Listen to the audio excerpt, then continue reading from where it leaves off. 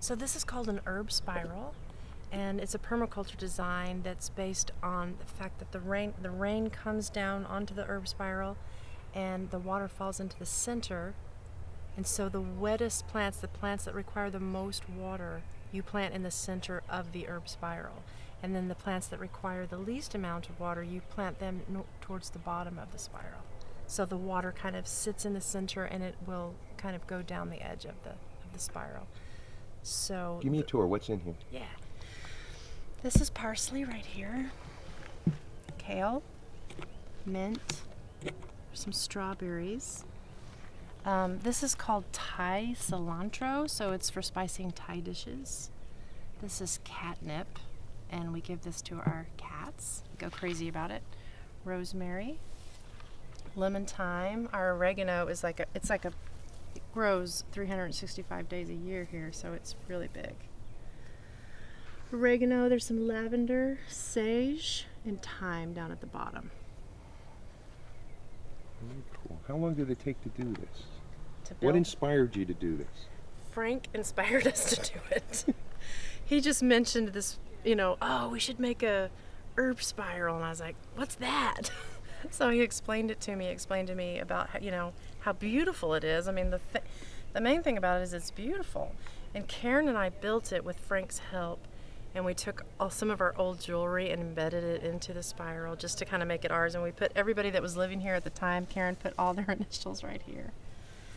And so anyway, you can, here you have your little bowl and you're going to go in and cook, and you can just say, oh, I want some parsley, I want some oregano, and you can put it all in your bowl and then go in and cook. And you don't have to be walking down the aisles of your garden picking your herbs. So it's very convenient.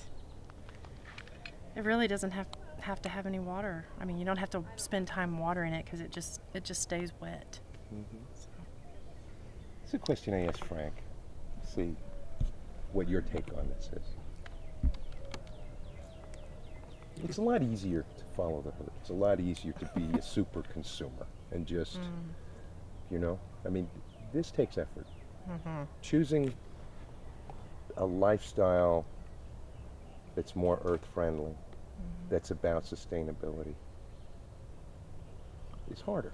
It is harder. What motivates you? What brought you to this place in your life that you are doing this now, and that you've adapted to living like this? Yeah. I guess the main thing for me is just the state of the planet. I mean, the state of the planet, it seems like, there's a big oil spill right now. It just breaks my heart, and I don't want to be a part of that.